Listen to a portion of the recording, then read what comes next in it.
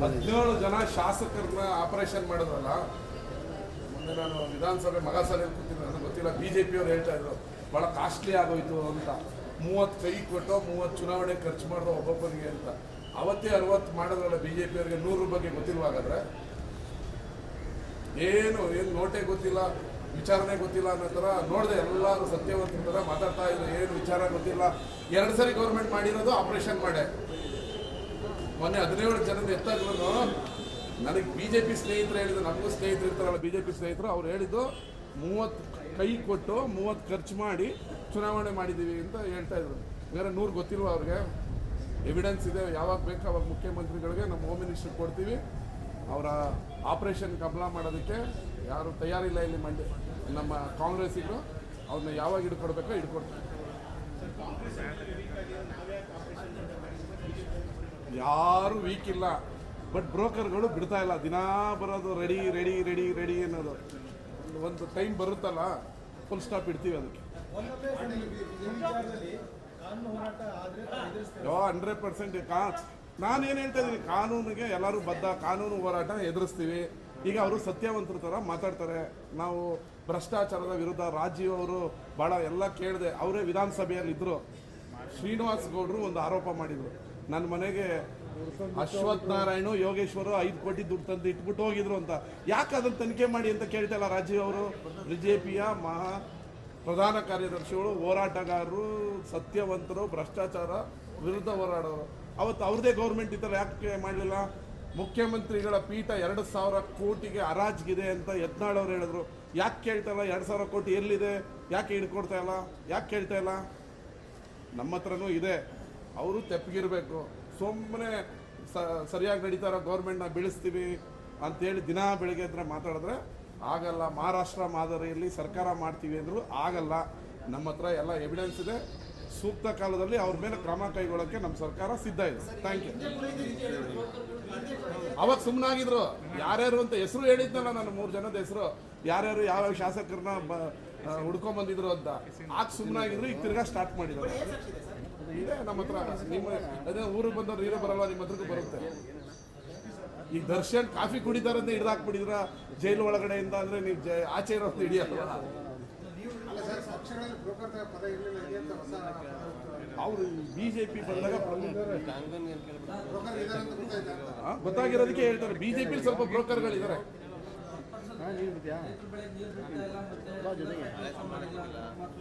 Sugar ಫ್ಯಾಕ್ಟರಿಯಲ್ಲಿ 30,000 ton ಅನ್ನ crushing ಮಾಡಿದ್ದೀವಿ. ಈಗ ಏನಾಗಿದೆ, 4 ಶುಗರ್ ಫ್ಯಾಕ್ಟ್ರಿ ಮಂಡ್ಯದಲ್ಲಿದೆ. ನಾವು ಸರ್ಕಾರಿ ಸ್ವಾಮ್ಯದಕ್ಕೆ 5 ಇದೆ, ಸರ್ಕಾರಿ ಸ್ವಾಮ್ಯಕ್ಕೆ ಕೊಡಬೇಕು ಅಂತೇಳಿ ಆರ್ಡರ್ ಮಾಡಿದ್ದೀವಿ. ಅದಕ್ಕೆ ಏನು ಮಾಡ್ತಾ ಇದ್ದಾರೆ, ಮೊದಲೆಲ್ಲ ಅವರು ಈ ಖಾಸಗಿಯವ್ರು ಏನು ಕಬ್ಬು ತಗೋತಾ ಇದ್ರು, ಅವರು ಎತ್ಕಡ್ತಾ ಇದ್ದಾರೆ ರೈತರನ್ನ. 140 ಬ್ಯಾಚ್ ಬಿಟ್ಟು ಕಬ್ಬನ್ನು ಕ್ರಷಿಂಗ್ ಮಾಡ್ತಾ ಇದ್ದೀವಿ. ನಾನು ದಿಶಾ ಸಭೆಯಲ್ಲಿದ್ದೆ.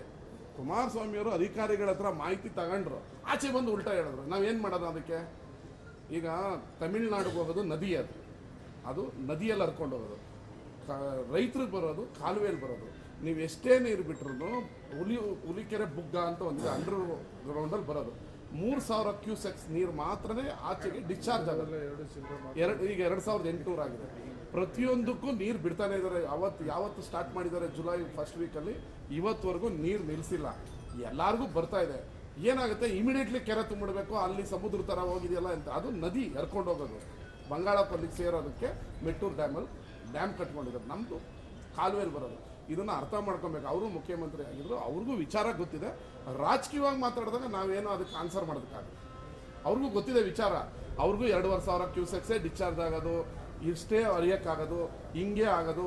ನಮ್ಮ ಪ್ಲ್ಯಾನು ಒಂದು ಕೆರೆ ತುಂಬಿದ ಮೇಲೆ, ಕೋಡಿ ಬಿದ್ಮೇಲೆ ಇನ್ನೊಂದು ಕೆರೆ ತುಂಬೋದು. ಒಂದೇ ಸರಿ 10 ಕೆರೆಗೆ ನೀರು ಹೋಗೋ ಥರ ಎಲ್ಲೂ ಕಾಲುವೆ ಇಲ್ಲ. ಇದು 100 ವರ್ಷದಿಂದ ಇರೋ ಕಾಲುವೆ ಅನ್ನೋದು ಅವ್ರಿಗೂ ಗೊತ್ತಿದೆ. ಆದರೆ ರಾಜಕೀಯವಾಗಿ ಮಾತಾಡ್ತಾರೆ, ನಾವೇನು ಮಾಡೋದು. ಧನ್ಯವಾದಗಳು.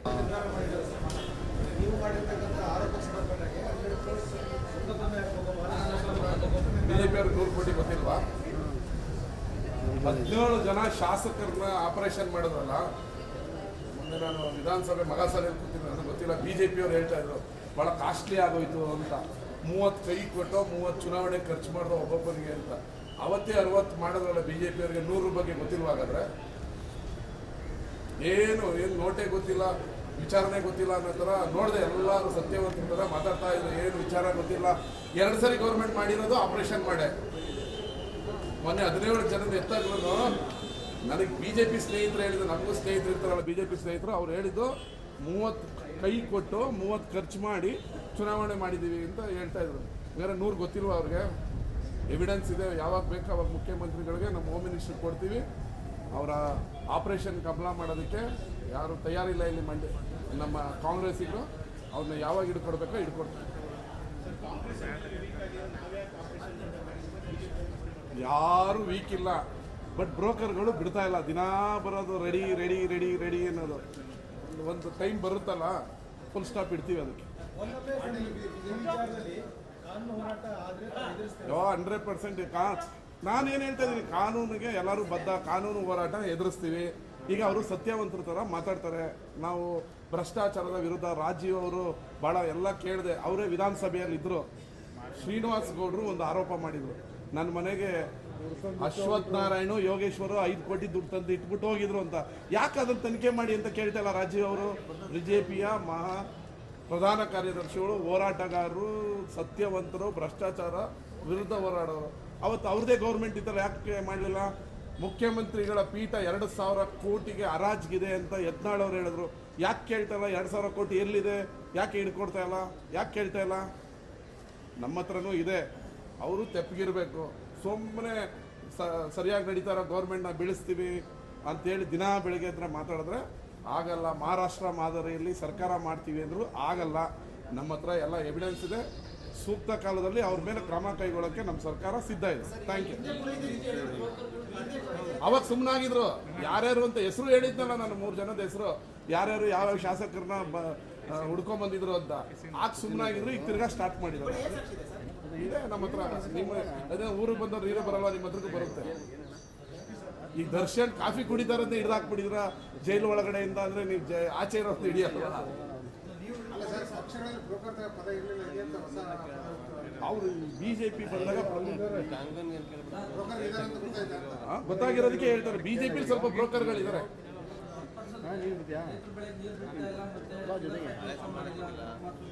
ಶುಗರ್ ಫ್ಯಾಕ್ಟರಿಯಲ್ಲಿ 30,000 ಟನ್ ಅನ್ನ ಕ್ರಷಿಂಗ್ ಮಾಡಿದ್ದೀವಿ.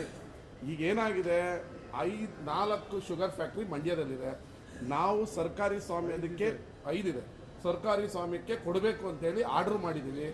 ಅದಕ್ಕೆ ಏನು ಮಾಡ್ತಾ ಇದ್ದಾರೆ, ಮೊದಲೆಲ್ಲ ಅವರು ಈ ಖಾಸಗಿಯವ್ರು ಏನು ಕಬ್ಬು ತಗೋತಾ ಇದ್ರು, ಅವರು ಎತ್ಕಡ್ತಾ ಇದ್ದಾರೆ ರೈತರನ್ನ. 140 ಬ್ಯಾಚ್ ಬಿಟ್ಟು ಕಬ್ಬನ್ನು ಕ್ರಷಿಂಗ್ ಮಾಡ್ತಾ ಇದ್ದೀವಿ.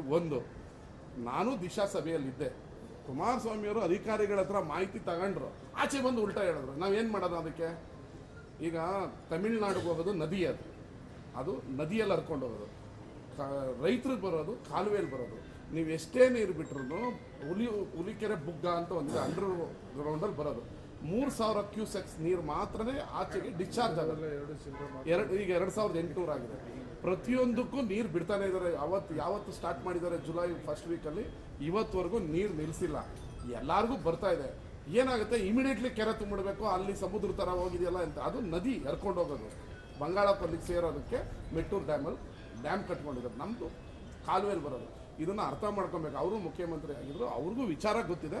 ರಾಜಕೀಯವಾಗಿ ಮಾತಾಡಿದಾಗ ನಾವೇನೋ ಅದಕ್ಕೆ ಆನ್ಸರ್ ಮಾಡೋದಕ್ಕಾಗಲ್ಲ. ಅವ್ರಿಗೂ ಗೊತ್ತಿದೆ ವಿಚಾರ. ಅವ್ರಿಗೂ 2,500 ಕ್ಯೂಸೆಕ್ಸೇ ಡಿಸ್ಚಾರ್ಜ್ ಆಗೋದು, ಇಷ್ಟೇ ಅರಿಯೋಕ್ಕಾಗೋದು, ಹಿಂಗೆ ಆಗೋದು. ನಮ್ಮ ಪ್ಲ್ಯಾನು ಒಂದು ಕೆರೆ ತುಂಬಿದ ಮೇಲೆ, ಕೋಡಿ ಬಿದ್ಮೇಲೆ ಇನ್ನೊಂದು ಕೆರೆ ತುಂಬೋದು. ಒಂದೇ ಸರಿ 10 ಕೆರೆ ನೀರು ಹೋಗೋ ಥರ ಎಲ್ಲೂ ಕಾಲುವೆ ಇಲ್ಲ. ಇದು 100 ವರ್ಷದಿಂದ ಇರೋ ಕಾಲುವೆ ಅನ್ನೋದು ಅವ್ರಿಗೂ ಗೊತ್ತಿದೆ. ಆದರೆ ರಾಜಕೀಯವಾಗಿ ಮಾತಾಡ್ತಾರೆ, ನಾವೇನು ಮಾಡೋಕ್ಕಾಗಲ್ಲ. ಧನ್ಯವಾದಗಳು.